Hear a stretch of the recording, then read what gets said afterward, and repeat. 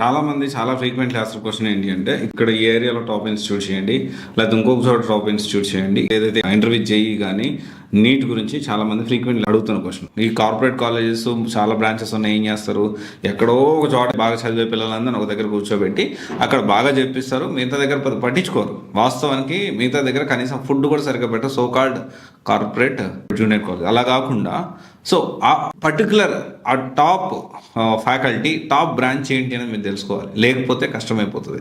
At the same time ఆ బ్రాంచ్లో last 3 years నుంచి రిజల్ట్స్ ఎలా ప్రొడ్యూస్ చేస్తున్నారు, ఫ్యాకల్టీ ఫ్రీక్వెంట్గా మారుతున్నారా, లేకపోతే సేమ్ ఫ్యాకల్టీ అప్పటి నుంచి ఒకటే ఉన్నారా, సో దాంతోపాటు ఎలాంటి జాగ్రత్తలు తీసుకుంటున్నారు, పర్సనల్ కేరింగ్ ఉందా లేదా, టెస్ట్ సిరీస్ సరిగ్గా కండక్ట్ చేస్తున్నారా లేదా, సో జేఈతో పాటు అదర్ కాంపిటేటివ్ బిట్స్, ఐజరు, నైజరు ఇలా చాలా కాంపిటేటివ్ ఎగ్జామ్స్ ఉన్నాయి, వాటన్నిటి గైడ్ చేస్తున్నారా లేదా, ఐఐటి, ఎన్ఐటి, IIIT ఇలాంటి కాలేజెస్లో ఎంతమందికి సీట్లు వస్తున్నాయి, జిఎఫ్టీ కాలేజ్లో, డీమ్డ్ యూనివర్సిటీ కాలేజ్లో ఇలా ఎంతమందికి వాళ్ళు గైడ్ చేస్తున్నారు, ఇవన్నీ ఖచ్చితంగా మీరు తెలుసుకోవాలి. ఇలా సెర్చ్ చేస్తున్న ప్రాసెస్లో నాకు ఒక ఇన్స్టిట్యూట్ కనిపించింది, దాని గురించి మేము అప్డేట్ చేస్తాను. ఆస్పిరెంట్స్ ఐఐటి జేఈ కాలేజ్ అని నల్గొండలో ఉంది. 2017లో ఎస్టాబ్లిష్ చేశారు.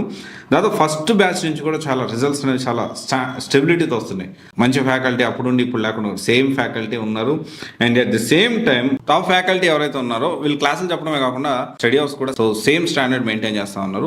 ఐఐటి ఫ్యాకల్టీ ఉంటారు. సో డౌట్స్ క్లియరెన్స్ కూడా జనరల్గా చాలా మంది ఏం చేస్తారంటే జూనియర్ లెక్చర్స్, సో ఎవరో నామకే వస్తే పెడతారు, అలా కాకుండా ఐఐటిఎన్ ఫ్యాకల్టీయే సో ఈ డౌట్స్ క్లియరెన్స్ లో దగ్గరుండి చదివించడం జరుగుతుంది.